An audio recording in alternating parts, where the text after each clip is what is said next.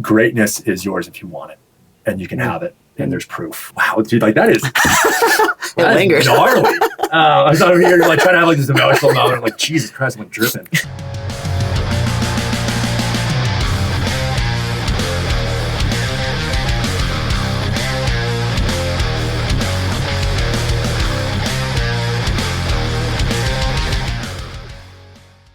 All right, we're on to episode 4 of Burning Questions, and we have Dungeon Strength's own Dr. Jon in the house.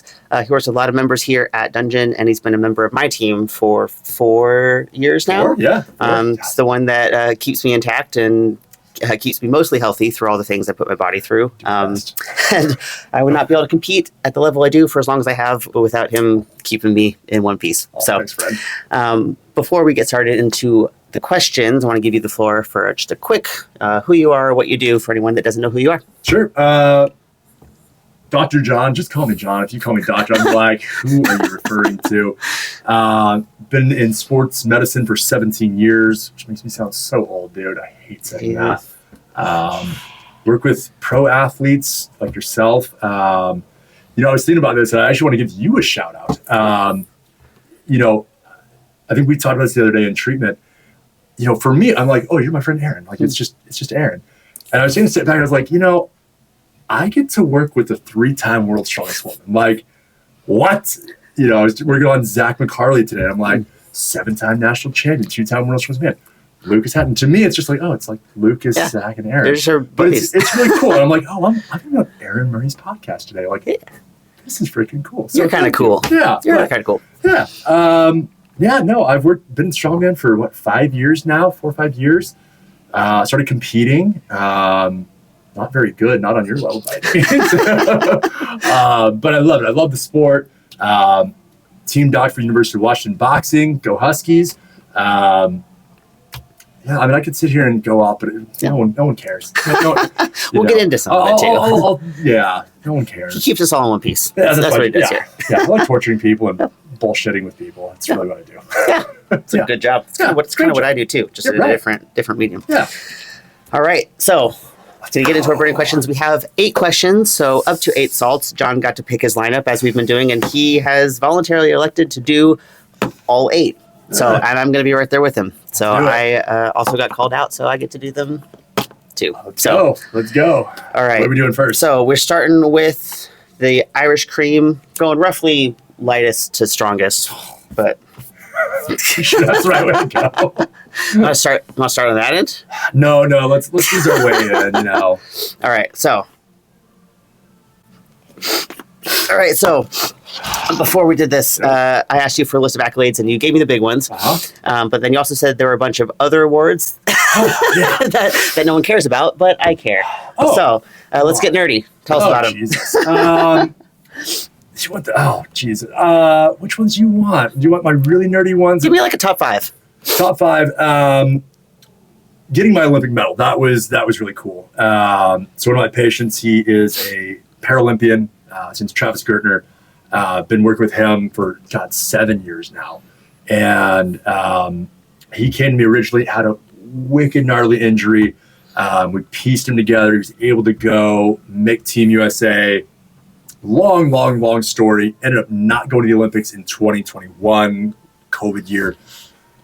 Came back, made Team USA again. Ended up taking bronze at the Paralympics in 2024. And it was such a cool story for me. I texted him right after I'm watching, I wasn't in Paris. And I'm texting him like, Travis, oh my God, dude, you made it. Are we allowed to swear on this podcast? Yeah, that's fine. I'm like, dude, you fucking made it, man. Yeah. And I can see him, kind of like showing the area. And I see he's got his phone. I'm like, what the fuck is this guy doing? Put your phone away, Travis. Like, go celebrate. And all of a sudden I get a text from him. And I'm like, what are you doing texting me, dude? Like, you just won a freaking Olympic medal. And he's like, thank you so much, Doc, blah, blah. And he sends me this link, and it's apparently, I didn't even know this, U.S. Olympians get to give this medal from the Olympics to the person they're choosing. One per athlete, per medalist. And he sends me a link, and I read it. I'm like, oh, okay. And he goes, it's yours. And I just started crying. I was bawling my eyes out. That is definitely the highest award I've got. That hangs up in your office too. That was cool. That's cool to see. Other than that, I was on a political action committee, PAC, so fundraising for legislative things. I won the Member of the Year, we call it the Bulldog Award. I was the Member of the Year of the Student American Chiropractic Association, Presidential Award for the Nevada Chiropractic Association. So I've done a lot of legislative work. So I got that award. I testified before the state senate, defeated a major bill that we were going against. So that was pretty cool. Getting testified before the state senate and, dropped the hammer on some people and had a good time. Sounds like your shit though. Dude, it was so fun. It was so fun. Like, put me in a suit with like a bunch of I just don't love that. I'm like, we're on the Senate floor and I'm like, without saying this, I'm like, I'm going to fuck you up. And I did. And so I got a cool award. Respectfully. Respectfully. No, not respectfully. No. That got personal and I got disrespectful. And it worked. And it worked. Yeah, hey, we won. If it worked, it worked. Yeah. Cool. So, I won the Clinical Excellence Award, which is kind of like graduate clinical honors. I was like the best clinician in my class. Cool. It's kind of cool. Kind of nerdy. Cool. I'm not trying to think of my wall. I think that's all of them. Those are the ones that matter. Some cool ones. Yeah. Cool. Yeah. All right. Cotton candy. Oh, Jesus. But Irish cream, what is the Irish cream in that? It's subtle. That one's subtle. They get a little bit more. Okay. All right. Ooh. All right. So you're not just like a casual crack and release chiropractor down at the joint. You're obviously really passionate about what you do and love working with athletes. So where did all that start? Were you an athlete growing up, or did you always want to be involved in sports medicine? Oh, man, I got to hit this first. Oh, that one's kind of pleasant. There it is. That one's going to go way hit. Yeah, I was like, where is it? I shouldn't take that second hit. So I played hockey. Played hockey in high school, played in college, played a little bit of call it midget juniors. And I knew very early on I was not gifted with the talent to become a pro. And that's okay. That's not a knock again. It's just there's a difference between even a really good amateur and a pro. And I knew honestly, when I was playing, I was like, dude, I shouldn't be here. I'm actually not that good at hockey. I was just really big and mean and could fight. I was fine. Isn't that good at hockey? Yeah. So it was kind of one of those like, can't beat them, join them. Or can't join them, fix them. Really, it's kind of my mentality. I was like, hey, I love being an athlete. And I know for me, I was hurt all the time. I got 24 broken bones. I torn everything. And it was my team that kept me going. I was like, well, hey, let me give back. And that's kind of been my mentality my whole career, is like, how can I give back? How can I give to these athletes? Because I know what it feels like. I know, when you're an athlete, it's just, you're just so into it. It consumes you and you're so passionate. And it's devastating when you're pulled out of it. There's nothing worse. The injury itself isn't what hurts, right? It's the knowledge of what's going to come next. Am I going to be able to compete? Can I keep doing the sport I love? So going to be a part of that journey and keep people doing what they want, keep people in their sports. That gets me up in the morning. So I, the way I practice is very different. It's like, I'm going to give you everything I've got, every tool available to try to fix it. So with you, if you don't mind me sharing, we almost never adjust you. And I'm a chiropractor. Yeah. Why? Because number one, you don't really like it. So it's probably not going to go well even if we do. Number two, your body doesn't really respond well to it unless it's really needed. That is something that I appreciate, because I don't like being adjusted. So I know that when you say, Aaron, we need to adjust this, it's because we actually need to. and that's such a trust thing, right? Like, you have to trust that when I say that, yeah, I mean it. And because of that, it sounds kind of cheesy, but like, your body allows it. It's like, okay, cool. I need this. I'm going to respond well to this. Yeah. Otherwise, we've tried it in the past and it just doesn't respond super well, almost negatively. So we do a lot of soft tissue work. It's kind of my bread and butter, soft tissue work. And then rehab, that's the other piece. And not so much the rehab for someone like yourself, pro athlete, you're plenty strong, right?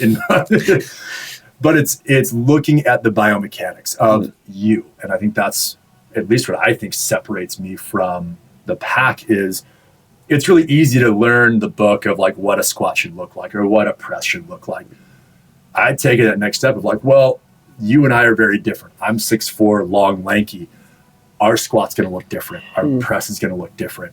And everybody's asymmetrical, right? So how can we take your body, what your body wants to do, what's natural for you, what's strong for you, and work within that, minimizing injury or mitigating injury and pushing the weight, pushing the success, right? That's what I love. That's what I hope separates me from the pack is, looking at things a little differently. It's like, how can I fix this, but also how can we work around it so that you can do the next thing? Yeah, I think that's the biggest thing as an athlete. 'Cause like I've worked with PTs where I go in, I have an issue, and they're like, okay, well, you just don't overhead press. I'm like, that's like 20% of my sport. Like that's not really an option. And like as an athlete, like I think that's also what sets you apart is like, I don't think I've ever come in and you've told me just like, you need to stop doing that. Yeah. It's like, no, like how can we figure out how to do it in a way that's productive and safe? Well, and like, oh, dude, you get me going here. How much time we got? It's the wrong answer for anybody. It's the wrong answer. Now, okay, there are times where it is the right answer. I would call that rare, incredibly rare, where the answer is just stop entirely, never do it again. Maybe for a week. Let's lay off for a week. Let's let it rest. But the real answer is, okay, how do we heal tissue? How does the injury heal? It. You move it. You load it. You get blood flow at the very least. Okay, we need to get blood flow to a shoulder that's hurt. How do you get blood flow there? Oh, you fucking... You stop using it, right? Yeah, that's really good. So, I mean, even with my non-athletes, I think everyone's an athlete to a degree, but my non-elite athletes, my answer is, oh, you don't overhead press, you've never done it, and your shoulders hurt, you're going to start, right? I'm going to teach you how to do it because I need blood flow to that area. I need you to start healing that. I can mash it all day long. Yeah, it'll help, but eventually... 30 minutes of mashing doesn't make up for a week of inactivity. Exactly. It's like, so when I hear that, it's my biggest pet peeve. Because I'm like, that's so dumb. Like, it's just a lazy response. Like, oh, that thing hurts, so just don't move it. It's uneducated and it's lazy. Yeah. I'm like, if you, I've told you this, I tell any athletes out there, if your doctor says that, you need a new fucking doctor. Because that person doesn't understand sports. They don't understand athletes. No. Come at me.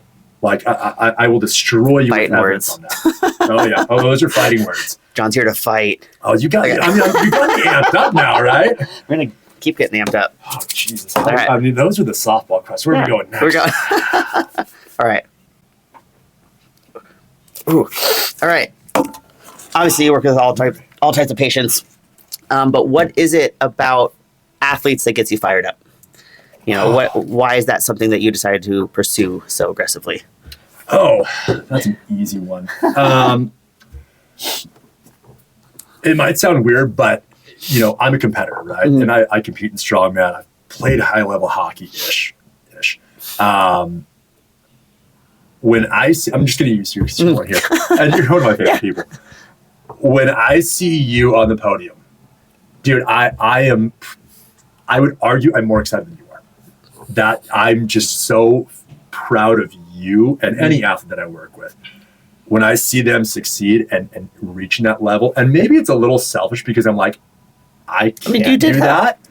But it's like, I can't do what you do, right? Like, you are gifted, your work ethic, all the things, we could go off for hours, but I can't do that. I will never be on the OSG podium.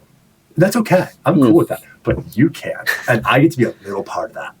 And so for me, I'm like, I got to be a part of somebody doing something that is so cool, that is so unique. I mean, how many people have ever won OSG? How many people can honestly say they are world's strongest man or world's strongest woman? Compared to the population. Yeah, small percent. Well, and it's like, and you get such like a firsthand like inside look at the experience of what it took to get there too, more than most people. Totally. Like I'm in your office, I would say weekly, but probably more than weekly. You hear all of it. Well, and like, it just it's almost living vicariously, and getting to be a part of it. I'm like, man, like that's just so cool. When my Paralympian won his Olympic medal, and even when I work with amateurs, and I see them reach goals that they didn't think possible. It's just cool. Yeah. I'm even seeing people hit PRs. It's like, I won't name names necessarily. I guess I'm not HIPAA bound, but I guess I kind of am because I can't name that name. But there's an athlete here, Dungeon, that just kind of on a whim decided she's going to train for Rainier, and she had her max overhead was 65, but she could barely get the baby log. And she came to me and she's like, John, I hit the 100 pounds. And I'm like, dude, that's so cool. And that's so exciting. Excited. And you get to be just a little part of that. I'm like, dude, man, I had the coolest job in the world. I think sometimes like I work with clients and they make comments that indicate that like, oh, like, this isn't as much as you lift, or like, it's not as cool because it's, only 100 pounds. And like, I don't think people understand, like watching people get better for them is just as exciting. It's watching someone go from a 65-pound log to a 100-pound log is just as exciting as like watching Lucas hit a 400 something. Right. Because like they worked hard for that. Yeah. And I feel bad when people feel like, oh, it's not going to be as cool or as exciting. I'm like, fuck yeah, it is. I mean, okay, I'll ask you this. So I'm going to put you on the floor. Yeah. All right. As a coach, what's cooler? Seeing that 65 to 100, or let's say 200 to 235? Oh, 65 to 100. Easy, right? Honestly, I'll tell you, actually, one of the proudest moments I ever had as a coach, it wasn't even really weight. I had a lady come in, never really lifted before, like wanted to start strength training. We started doing it together. And she sent me a Christmas card one year that said, like, thank you so much. I'm really excited. My kids love it that I'm strong enough to be able to Superman bench press them now. And I'm like, so cool. Like, it's that stuff. So I'm like, I'll always remember that. Like, there's so many PRs that like I'll never remember, but I will always remember that. Cause I'm like that changed someone's life. For sure. Like that's the shit that gets me hyped. Yeah. I mean, and I feel the same way. I mean, we're sitting here talking about working with pro athletes and stuff, and I'm blessed. I'm grateful, but hearing those kind of stories, that I can sit here all day and share similar ones, and it's just as cool. It's just as fun. It's like it's a different type of exciting. Yeah, it's different, and that's okay. And that's awesome. Right? That's the best part of our job. Like, some pro athletes kind of suck. Actually, leads up nicely to my follow-up question. It's not the next official question, but just a follow-up. What is the hardest part about working with athletes? I think I might need to take a hit of something if I can't have a beer. Oh, God. The hardest part of working with athletes or pro athletes? That's a different answer. I guess elite, high-level athletes. In strongman specifically, everyone's been great. Personalities, I mean, we're all just a bunch of dorks, right? You just pick up rocks. Yeah, it's like just pick up stupid shit and put it down. Other sports, you get some egos, you get some arrogance, you get, I think I'm a pretty laid back person, and I don't have to be an asshole very often. With some pro athletes, it's kind of, you end up with this conversation like, okay, you know what? If you don't want to work with me, I completely understand. If this isn't working for you, that's okay. I'm not offended. But either you're in or you're out. And I haven't had anybody leave from that, but I've had the conversation multiple times with pro athletes that they come in and it's just arrogance. Yeah. And it's not even that they're really questioning me, and I love being questioned. You know that. I'm like, dude, please ask me, like, let me geek out. Like, I love that. But it's an arrogance. It's almost a belittling of like, you sure about that? And like, motherfucker, I am actually sure. Yes. So if more sure than you are, that's okay. Like if you don't feel good about our connection, that's fine. I'm not offended. Shit happens. Yeah. But that part's hard. With strongman, the hardest part of working with strongman athletes,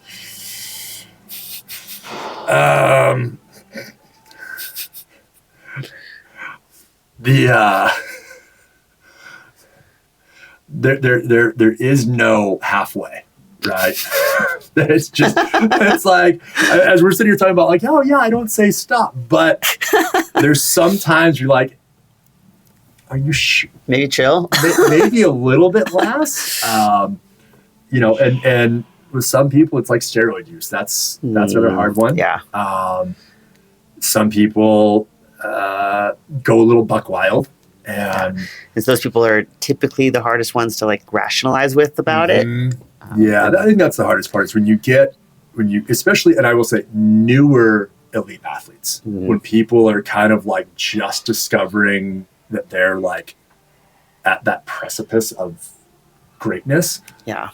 Because there's a pressure to push. Totally. There's a pressure, but there's a lack of knowledge of where the limit is and understanding. I'm sure you see this as a coach. There's just that, it's like watching a toddler get excited about, their first steps, right? They're like, oh, so I started taking steroids. I took 300 grams of, Mastron. 1,000 must be awesome. Yeah, more is more, right? No. Come back, slow it down. So that's the hardest part. I think just reeling people in a little bit. It's like, hey, I'm not saying no. And it's not even an injury thing. It's just like, hey, whoa, we don't need to PR every week. We don't need to push to that level. We don't need to try to gain 70 pounds in the next 6 months. Like, there's a process here. You got to trust that process. And getting them to understand that and buy in, that's hard. I think in general, it's hard for people to not want to reach their goals fast. And I have that conversation with so many people that like trying to speed up the process faster than you are actually capable of is how you burn out, get injured, and have a short career. Those people pay my bills. It's like, you're trying to rush it. You're trying to get stupid. And, I get it. I get the mentality. I mean, I've been there and I got hurt. So I get it. It's the wrong thing to do. And getting people to trust the process, trust their coaches. I mean, part of my job is just talking to people, right? It's not even the work I do. It's like, okay, hey, I am part of your team. I am part of your process. You got to trust it. Yep. If your coach is saying, don't do something stupid, you should probably listen. Yeah. And you start getting to that elite level. And it's like, it's only they're starting over. It's like you get a newbie and you're like, I want to lift all the weights. And like the new excitement. Right. It's fresh. Yep. They're like, wow, I got my pro card finally. I want to win world's strongest man. So I'm going to just take all the drugs and I'm going to eat all the food and I'm going to lift all the weights. You're like, I'm going to train 7 days a week. Yeah, it's like, how did you get here? Just keep doing the thing that has been successful up until now. Keep it simple, stupid. Yep. I mean, I think I'm a big fan of the KISS principle. And I think if more people just did that, I'd probably be out of a job. You probably would be. Aaron. What? No. I mean, I think with truly elite athletes, though, no matter how smart you are, you're always going to be on the team. Always. All right, I've got to ask because I know you're going to nerd out about this one. I know I like to think of injuries as puzzles. Yes. And like the harder they are to figure out, the more fun it is. Yep. So. Oh man. Okay. You made that face. If you had to pick one, what's the hardest puzzle you've finished so far? Oh, that's a tough question. Wow, good one. Yeah. Whoa. Wow. Oh, dear God.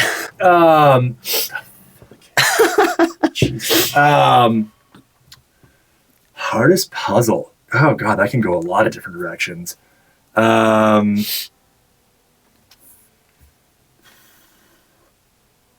don't know if there's like one, but there's been a number of patients that have a lot of comorbidities, complicating factors. I just saw a new patient recently.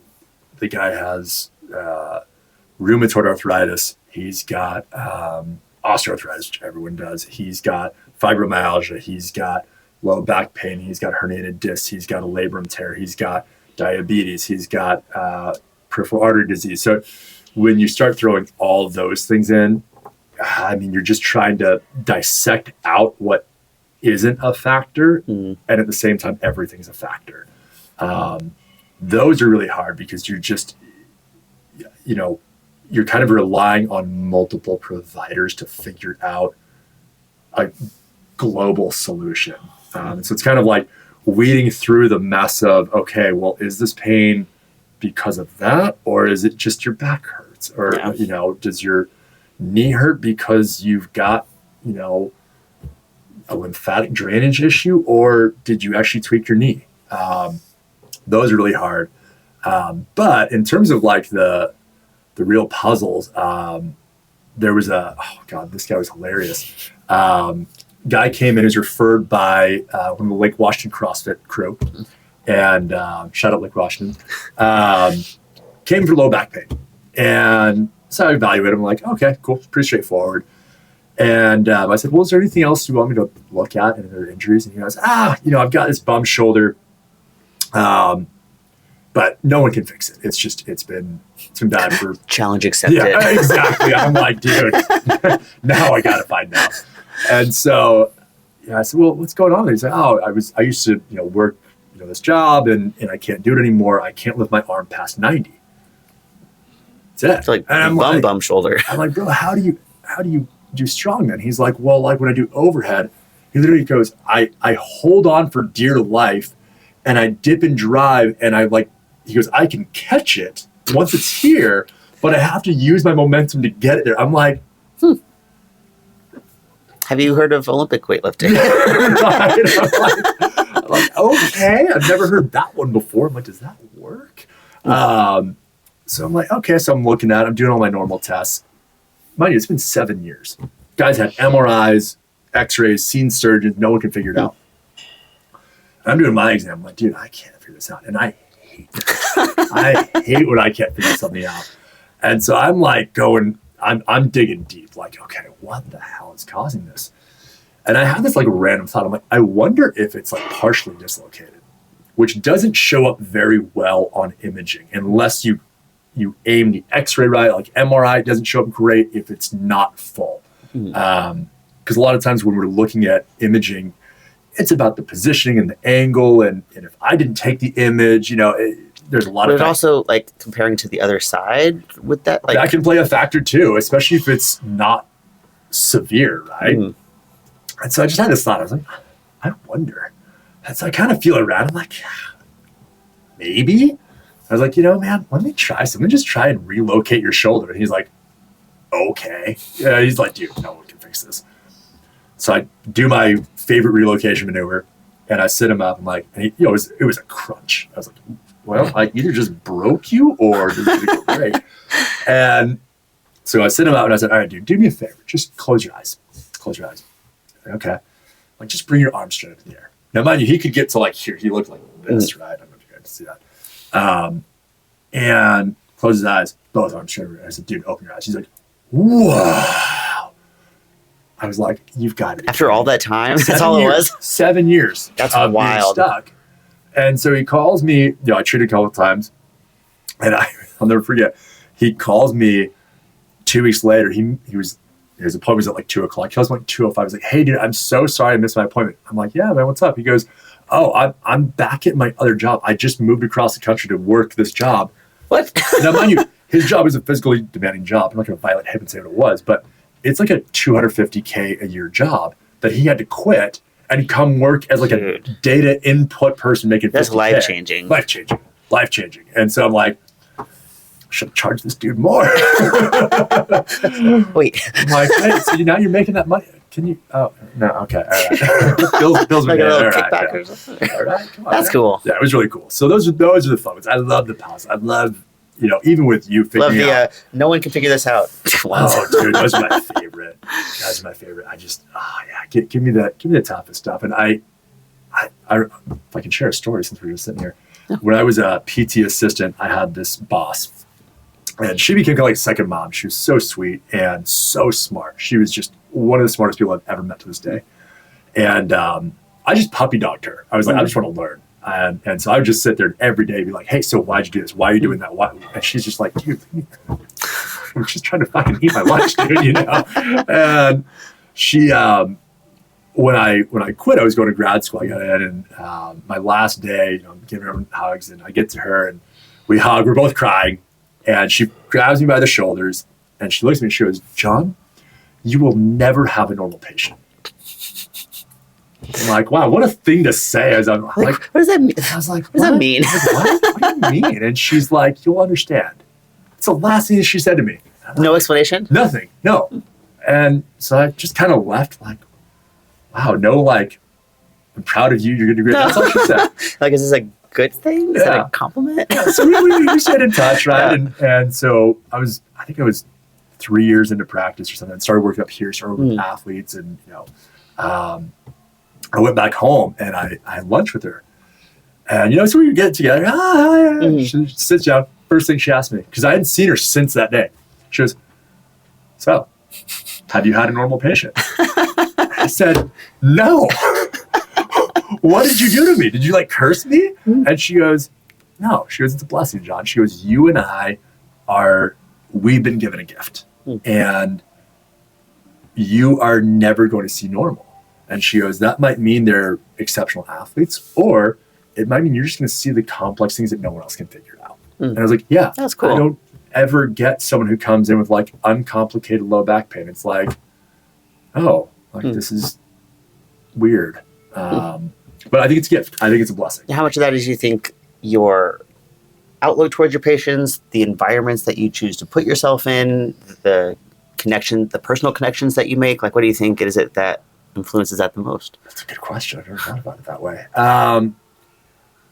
I think there's some of that, the environments I'm in. I mean, if you've ever been to Dungeon, it's a unique bunch. Strongman, unique sport. Boxing, unique sport. But it's followed me everywhere I've gone. It's even just, I'll be at a get together, happy hour, and someone will, hear what I do, and they're like, hey, I've got this thing. And I'm like, you working right now? Yeah.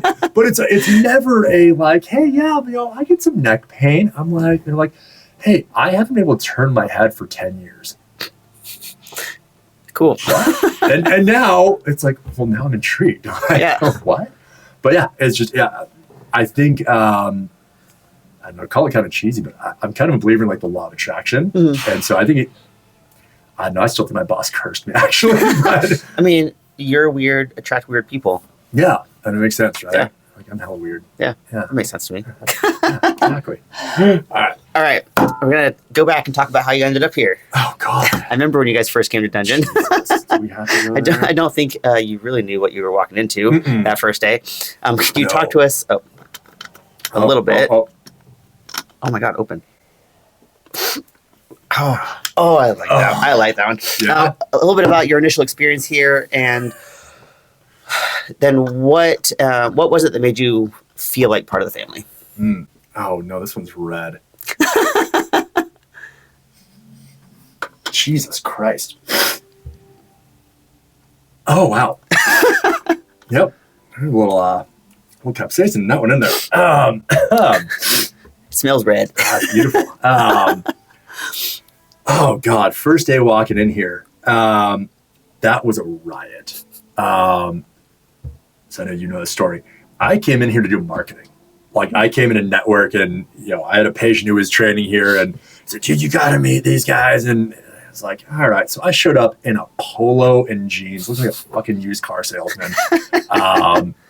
And it was when we still did Strongman Saturday, where it was like you, Alicia, Rach, Saul, I don't even remember who else, Colby, I think used to be a part of that.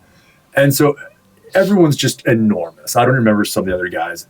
I'm like, oh, Jesus Christ, you guys are huge. I was into ultra running at the time. So I was like skinny as hell. And I'm still not a huge guy, but I was like skinny. And I walk in, I'm like, what the hell? This place is a shithole. It smells. This is the old Dungeon. This is the old Dungeon. It's beautiful now, but old Dungeon was 1.0. Yeah.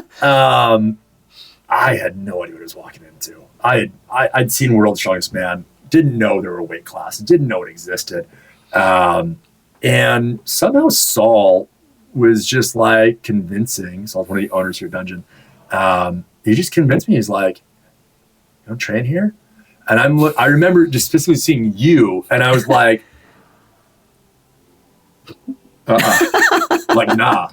And he was like, well, dude, come on. Haven't you want to be big and strong? And I was like, yeah. You got me there. Yeah. And he's like, I get you there. I was like, I don't know why I believed him, but I did. It's all very convincing. He's very convincing. That like golden retriever says, I can help. Yeah. I'm like, okay. But yeah, so, started training here, and I'll never forget the day that I felt like a part. It was when Rob Kearney used to train here, and I was learning block press. We all love block press. And it was the empty blocks. I think it's like 80 pounds empty, 75. 85. It was 85. Okay. Oh, Give you that 5. yep. And that was going to be a PR for me. That's how I was pretty weak. It was Big John. I got long arms, okay? All right, leave me alone. And Rob knew, and so Saul's like hyping me up, and there were a couple other people who were doing the class. And I'll never forget, Rob was squatting, and I didn't even know plate math. It was just like the whole freaking SSB was full. And I'm like, Jesus Christ. He racks his weight mid-set and walks over and is cheering me on. And I was like, what? Like, this isn't even warm-up weight for you, bro. Like, But it was big for you. but it was big for me. Yeah. And that was the moment where I was like, well, when I hit it, because I'm like, you can't miss in front of Rob, right? You don't miss it over. Then you would have probably had to find a different gym. I would, yeah. Like, go to Planet Fitness, bro. Like, you're not welcome anymore. But I'll never forget that. I remember, like, Rob for me, and Ryan Terry, he was at the first competition we did. He was so encouraging. But it was really the first taste of it was Rob. Because Saul was great, don't get me wrong, but I'm like, I'm paying you to be my hype man, right? Like, so, It's like a paid friend. I appreciate you, but I'm also paying you.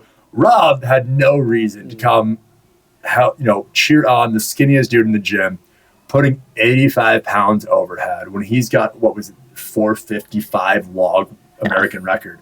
No reason. I was like, wow. And then I started watching, and I saw you doing it. I saw all of the people that were kind of like the big dogs doing that consistently. I was like, oh, this place is cool. Like, there's a culture here that's so special that it doesn't matter if you're a pro. It doesn't matter if you're skinny John, can't press 85 overhead. Like, you're a part of the fam. If you're here working hard and you're putting that effort in, you're sweating with us, dude, you're a part. And I'm like, oh, this is cool. It's my favorite part of this place, because I think we all know what it's like to start. Yeah. It kind of goes back to us talking earlier about the 65-pound to 100-pound log. Like, it doesn't matter, because everyone here that's like working hard. Yeah. It's just cool. And it's like, we're always going to cheer for whoever's doing something cool for them. Yeah. And that's my favorite part of this place. It's so cool. Like, it's such a special culture. I mean, we've both been around gyms a long time, different capacities. And I've never seen that. I don't think you see that almost anywhere. You walk into most gyms and people they're either like, you're bigger than me and I don't like that, or I'm bigger than you and you're a bitch. Yeah. It's like, no, dude, like, can we be homies? Like, oh, you're bigger? Hey, dude, like, can you help me get bigger? Yeah. It's like, or, oh, I'm bigger than you. Oh, hey, dude, can I help you with that? Yeah. And we're all just in here working. Yeah. We're all just trying to get better. I don't know why we gotta. Yeah. I feel like most people that are truly like, because we have a lot of people here that are at the top of their sport. Yeah. And I feel like sometimes they're like the nicest people, because we all know what it takes. And we all know what it feels like to be a beginner, and appreciate the process and respect everyone's process. I'll take it a step further, because I've watched you and Lucas and Zach, and we can sit here for an hour and still have names. There's a knowledge in this gym specifically that at any given moment, someone bigger and stronger could walk through the door, because it happens, right? It's like Martine's walked in one day and we're just like, oh, like, you thought you were a big dog. Yeah. And so I think there's that humility amongst everyone here of like, you might be the big dog at 24, you might even be the big dog this hour, but come back this afternoon and you might not be. And there's that humility. I love that. Yeah, there's not really room for egos here. Yeah. Yeah. I remember, I'll never forget, it was when I was prepped for Rainier, and I was at my biggest. I felt good. And were you like 230? Yeah. No, I was at 219 because I was cutting. But I had taken my shirt off, and there was a guy who was a new member, and he looks up at me. He was sitting over at the dumbbells, and he goes, dude, how do I look like you? And I was like, Oh. oh my God. What's funny about that is I told him, I said, hey man, number one, I'm not that big. Number two, I'm happy to help you. I'm going to tell you what it is. You got to eat and you got to just train consistently. That's it. And he's like, that's what everyone keeps telling me. And I was It's like, almost like because that's what it is. all it is. Well, it's ironic. So I've come out of training and doing some other fun things in my life. He's bigger than me now. Oh, cool. 2 years later, I saw him the other day and I was like, dude, that's awesome. I'm like, bro, you are jacked. And he's like, hey, thanks, man. I'm like, feeling pretty good. I'm like, that's so cool. You got me, man. And he's like, yeah. Like, I love that. And it was like a cool moment of like, I'm like, dude, do you remember that conversation when you thought I was big? Number one, I wasn't that big. Number two, you got here. Yeah. And it's all love. And it's not like weird competition about it. No. Like there's no weirdness or like. No. I remember there was one day, it's going to sound a little interesting.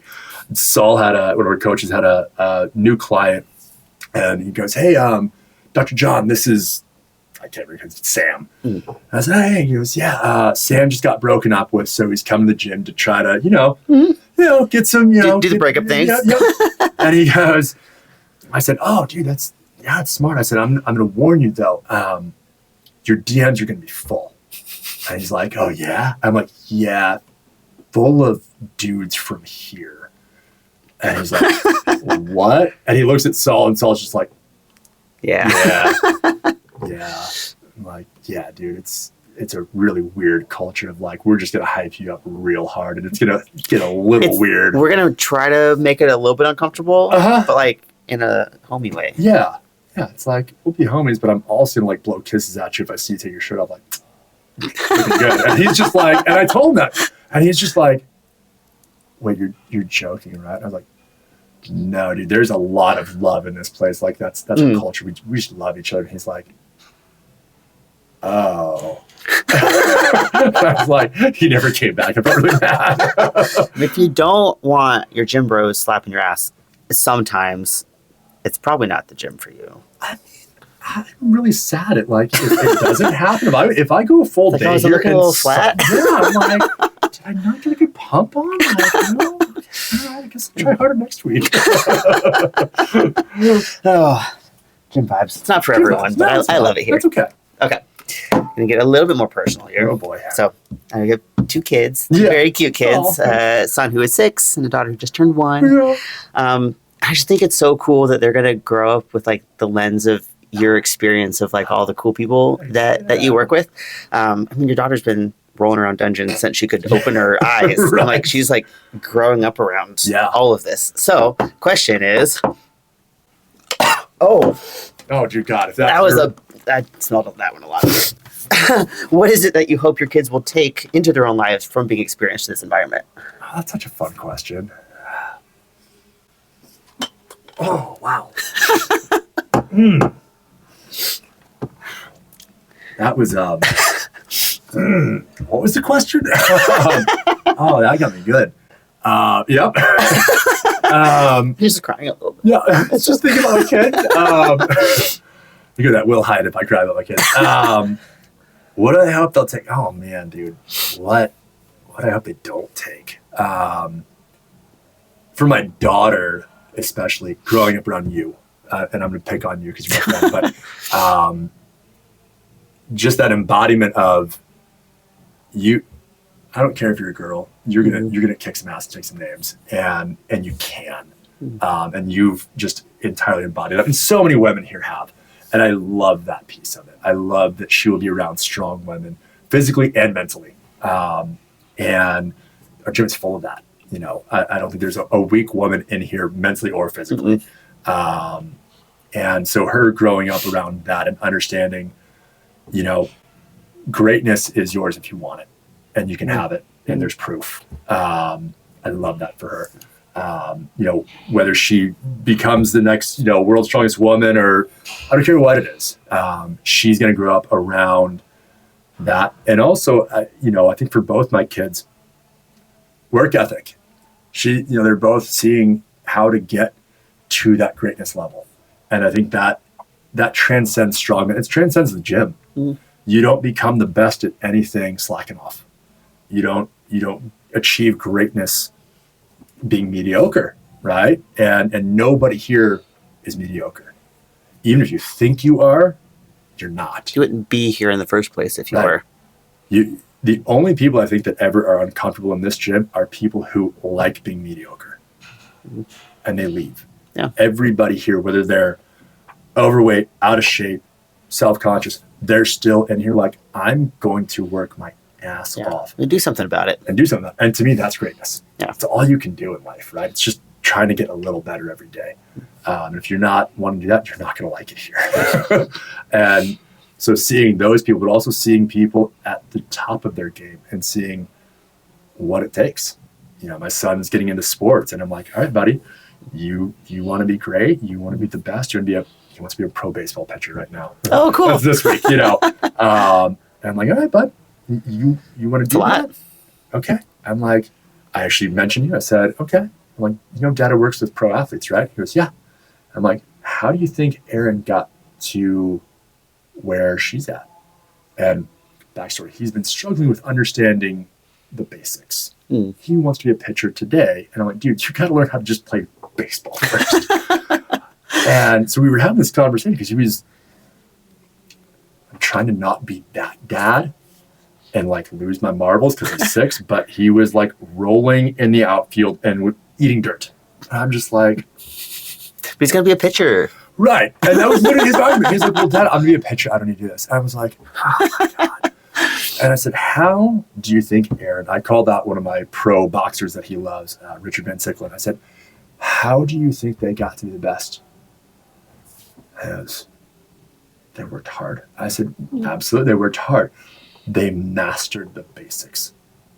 And he was like, well, what do you mean? I said, okay.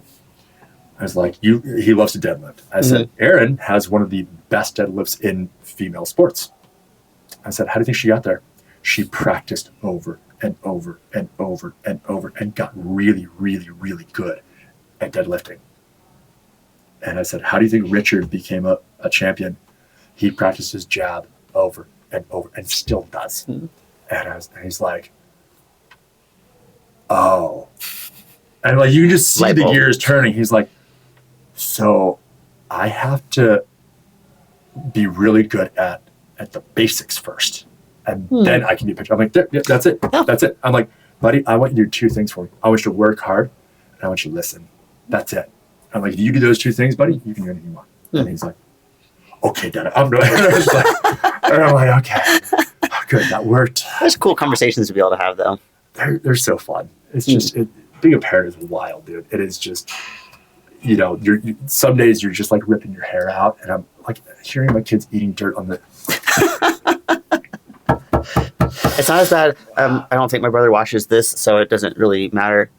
We tease him still because his move in a lot of sports, especially football, is that he would just fall to the ground. And he would say that it was because he was setting a trap. Oh my God, that's and awesome. that was his strategy, was just to fall down so that other people would trip over him. Oh my gosh, that's hilarious. And we still see some about that one. Yeah. So. All right. No, part of how you ended up in this environment is because you're competitive as hell. But you also ended in a career where you're regularly helping people. You have the privilege of helping people and improving their lives on a daily basis, which means that it's more than just being competitive. You care about people. So at the end of the day, aside from the accomplishments, what impact do you hope to have on the people whose lives you touch? Oh God. Love your questions, man. Wow. Oh, that one burned.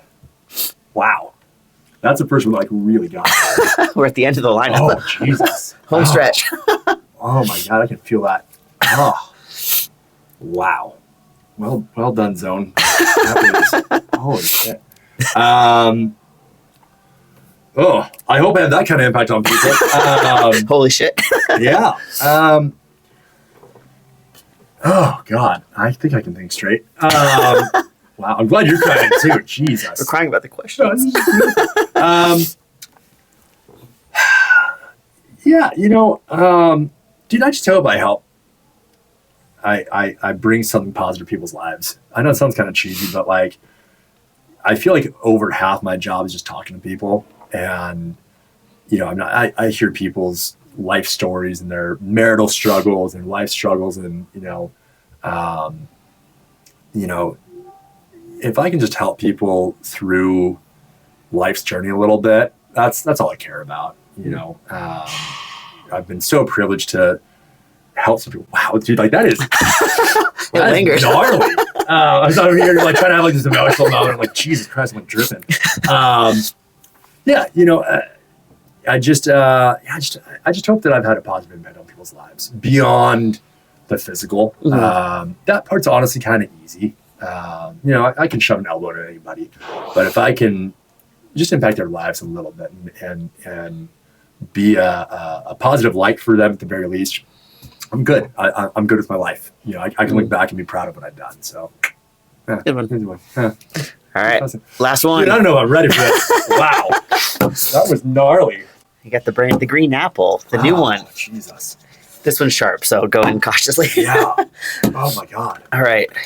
I'll talk slow and smell slow so you have a little bit of a break. Ooh.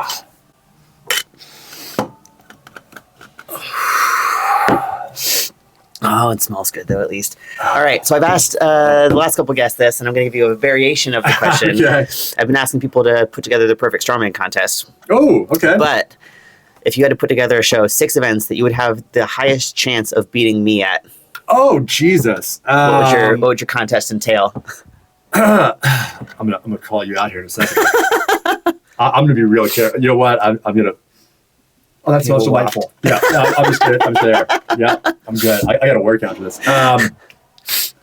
Okay. There's not going to be any deadlift or any strict press. All right, we're gonna go a max distance sled pull. Flashback.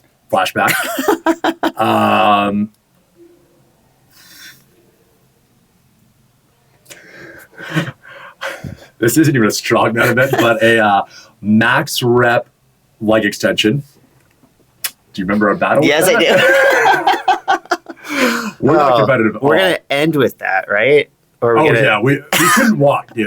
That was the worst thing I've ever done to myself. So we're doing that after a max distance sled drive. Yeah. Okay. Yeah. There's not a lot I can beat that.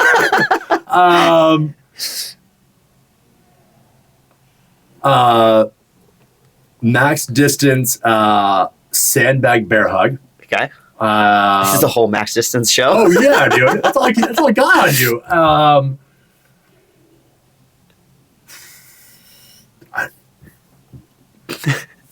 You know, I think. Power stairs. Yeah. Okay. Yeah. That's a good one. I beat you once at that. You did. You did come back and beat me the next day, but that didn't matter. Day of. Yeah. I won. Okay. On women's weights, mind you. It's your show. You pick the weights. How many is that? That's like 4. 4. Okay. I would love to challenge you to a stone run. And that'd be fun. Stones, yeah. I think it'd be fun. That'd be fun. I don't know that I would beat you. What are your stone weights? Max 360. Yeah. Yeah. So. Yeah, you got me there. Yeah, but you're fast. And 360 at the end of a run, I don't know if I'm getting it. That'd be fun. Yeah. All right, one more. Yeah. Ooh, one more. I feel like we have to throw it off press. We'll go, I don't know what's this. We'll go circus dumbbell for reps. Fuck you. Good show. Yep. All right. That was fun. That'd be fun. That'd be fun. We'll do that sometime. Yeah, I feel like we need to plan a day and just do this. All right. Next off season. Yeah, cool. Let's do it. All right, that's a wrap. Awesome. You made the lineup. I appreciate it. Good time. So where can people find you? Helix Sport and Spine. You can find me on Instagram, the Dapper DC, or Maverick Sports Rehab. That's my kind of company name, but my clinic name is Helix Sport and Spine. HelixWA.com. And I'll tag those down in the caption so you guys know where to follow him.